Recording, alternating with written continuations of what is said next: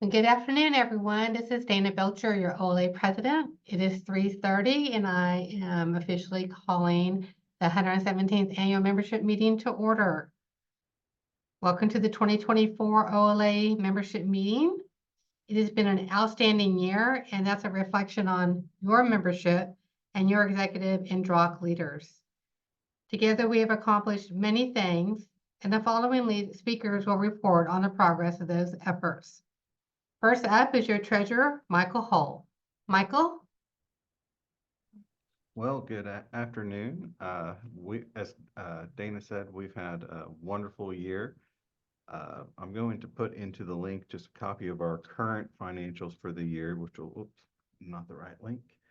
That will give you an up-to-date picture of everything going on.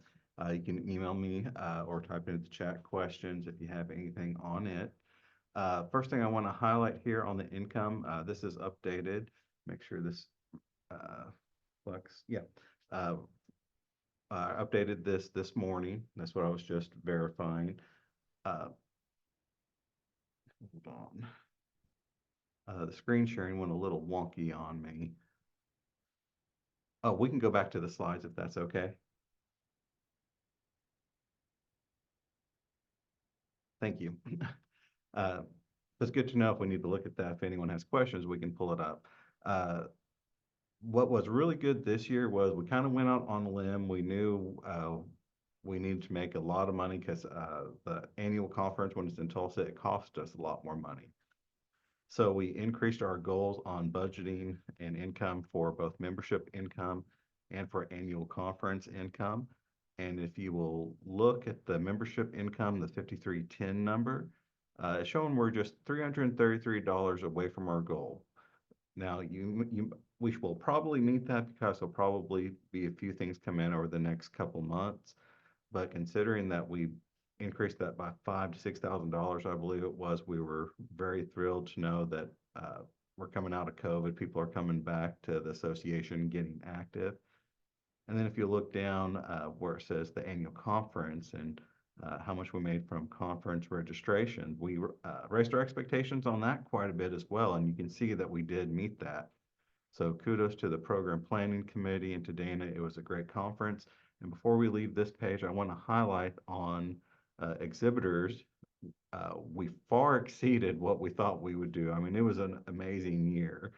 We budgeted $22,000 for vendors to come in and pay for their sponsorships, their booths, and we exceeded that by $34,000. Absolutely amazing. And as we go ahead and go to the next page, you'll see that this was critical. These are all of our expenses. Now, most of the expenses you can see were right in line with what we expected them to be. But when you look at annual conference, almost that exact same number that the exhibitors brought in is what we went over. The reason it's so much more expensive when we're at the Hyatt in Tulsa is it's the audio video. They work with a third party and it just adds on to the cost. So to try to provide the proper audio video that we need, it just skyrockets tremendously. So we were able to cover that thanks to what came in on the income side. And then everything else looked pretty good. Now, if we go to the next page, I'll kind of give you the snapshot summary. So income year to date, 254,000. Expenses year to date, 219,000. We'll have a little bit more expenses come in, but right now I'm estimating a net of around $25,000. Now keep in mind, about 14 of this will earmark for working with endowment because they had their fundraiser and incomes and we haven't moved all that around. That does not happen until after the fiscal year's ended.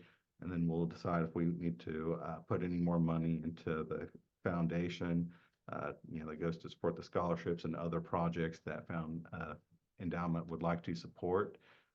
But it's really tough to have a good, profitable year whenever we have our annual conference in Tulsa.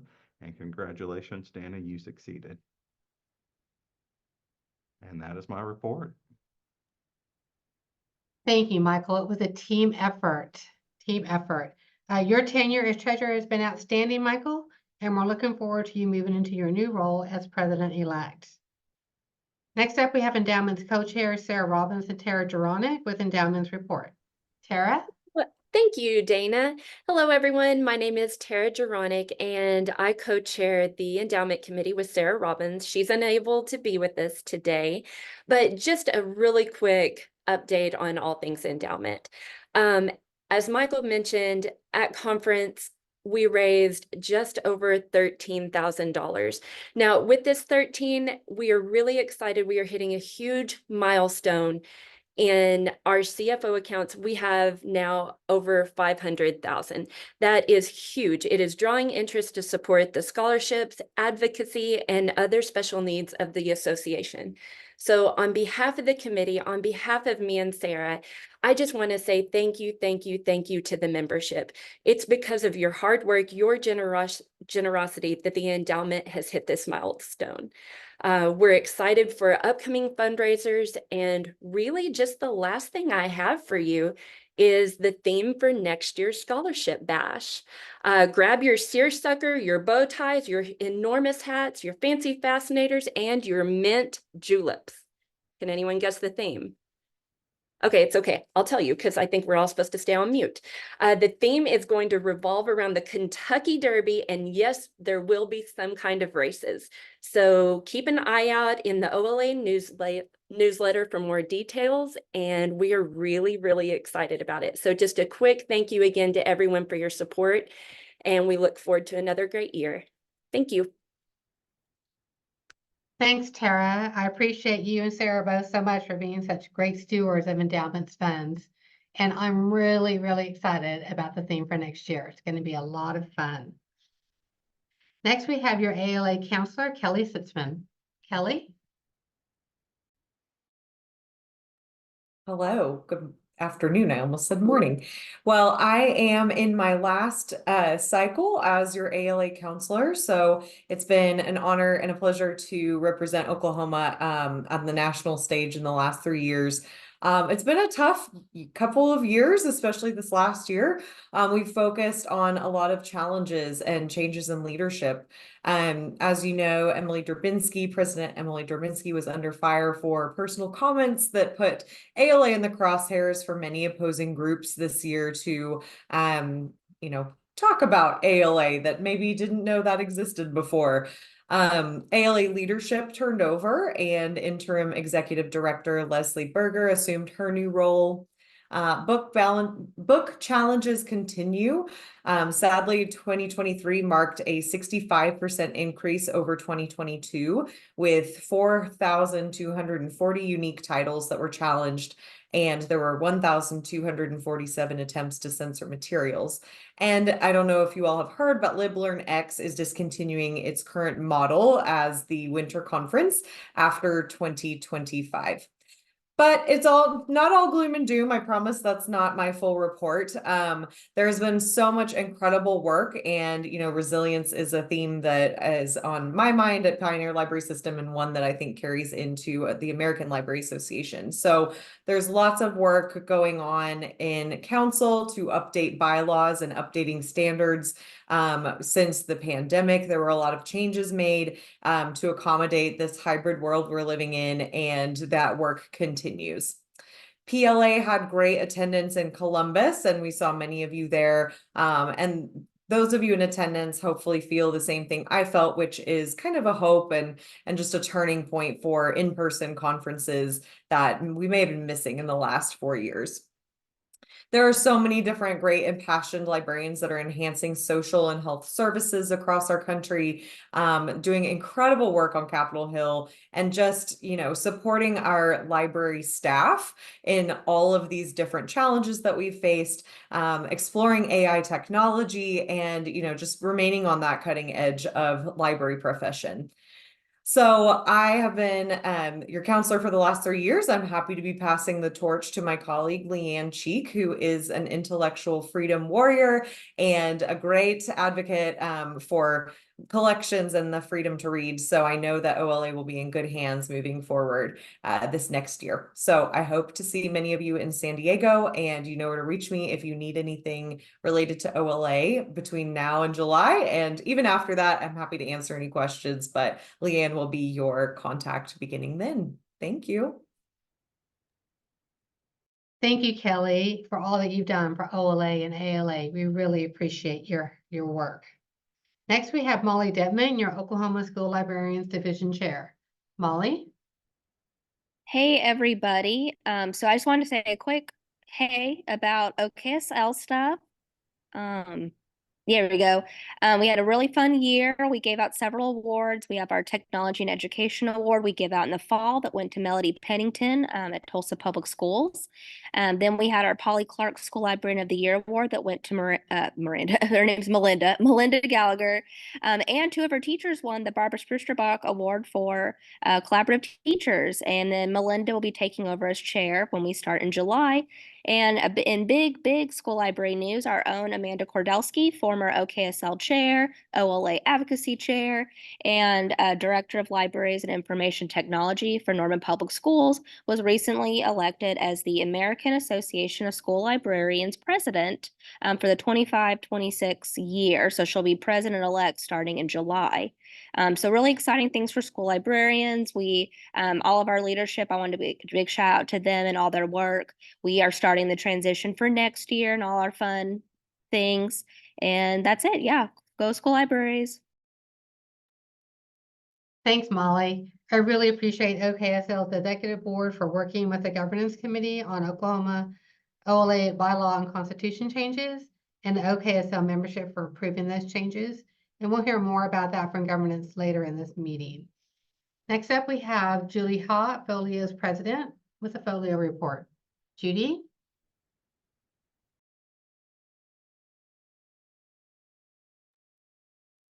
Judy, are you with us today?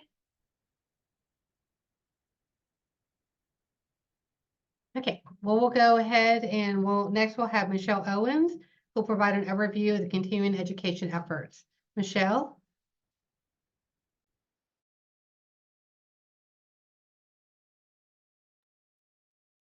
Well, let's just go through continuing education report slides. If you'll go to the next one, Shay. So here's our session feedback evaluations for 2024.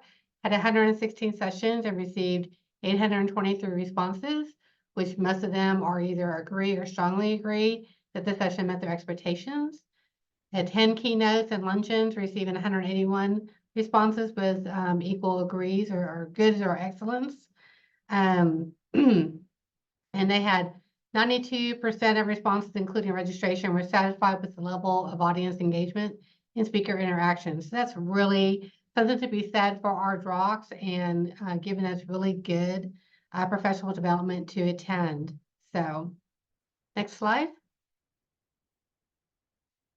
Out of 11 learning modules received feedback so far this year from the 2024 DROC learning modules. Different responding library types were all over the place: academic, public municipal, special, and retired.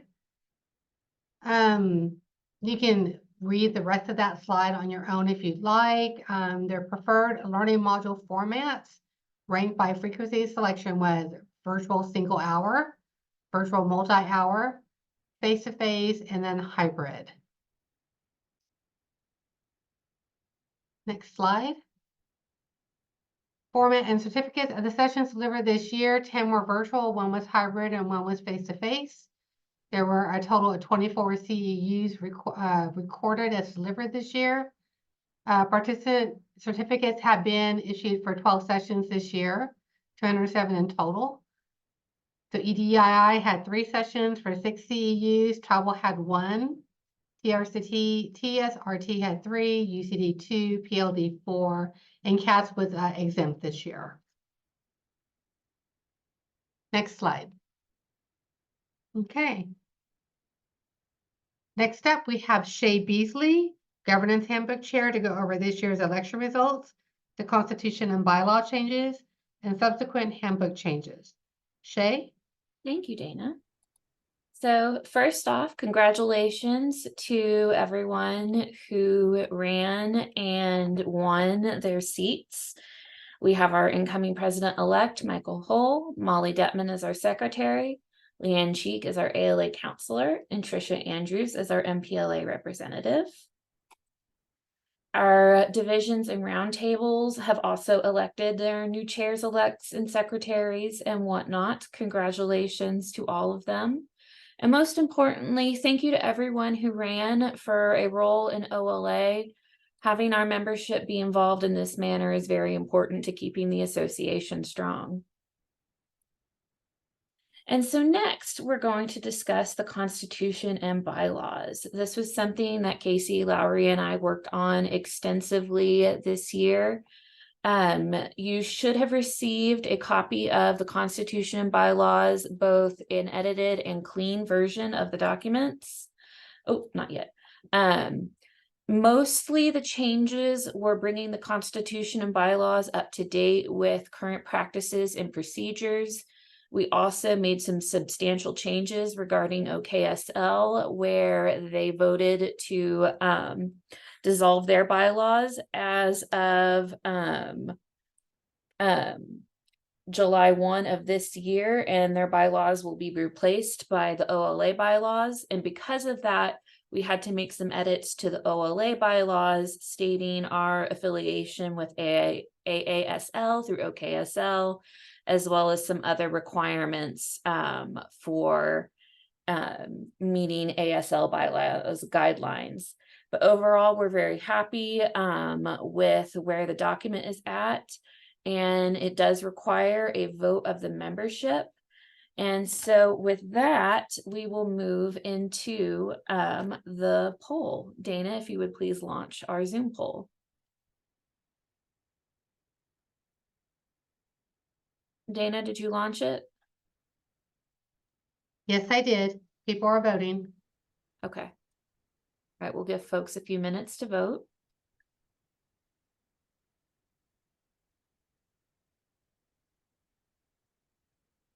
Everybody has voted, and here is, I'm sharing the results. And overwhelmingly, everybody has approved the changes to the OLA Constitution and bylaws. Thank you. Wonderful. Thank you, everyone. Next, we have made some major handbook changes. I'm actually going to go ahead and pull up where you can access it on the OLA website, just so everyone is aware. If you go to About OLA and go to Guiding Documents and click OLA Handbook, it will take you to this locked Google document where you can read through the handbook. We made some substantial changes in terms of structure of the handbook. We wanted to consolidate information so that there was less repetition, and added things like table of contents and to make it more accessible as well as interactive for people. One thing I wanted to highlight is that we added a new section called Information for All Members that contains information about our archives at OSU, the Career Center, our Code of Conduct, the various events that OLA has, and how to submit resolutions. As I mentioned, this is a new section that was not previously in the handbook. And if there is ever anything that you think needs to be in the handbook but don't see it, you can always submit your recommendations or suggestions to governance@oklibs.org. Let's see if I can, all right. Questions and comments. Please type your questions or comments into the chat feature.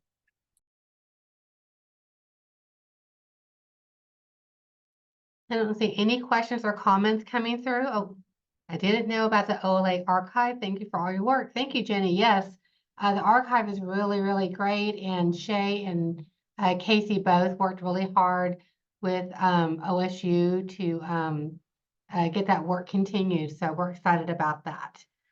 And I just want to say thank you, Shay, and to the entire governance committee.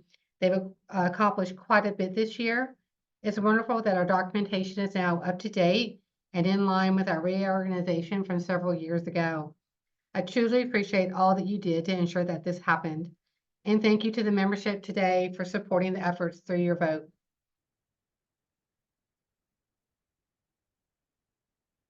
I have thoroughly enjoyed being your president. It wasn't always easy, but it was memorable. The collaboration amongst the DROCS, Executive Board, and MMR lobbyists made this year much smoother and enabled all of us to be decision makers, project managers, and advocates. Even when we're quiet, we're working fiercely behind the scenes to fight for Oklahoma libraries and librarians. The efforts of the Advocacy Committee and MMR ensured that all negative legislation never saw the light of day, hopefully lessening the stress that Oklahoma librarians have endured for the past several years. Thank you for letting me be your president. I officially declare the 2024 OLA membership meeting adjourned. Thank you.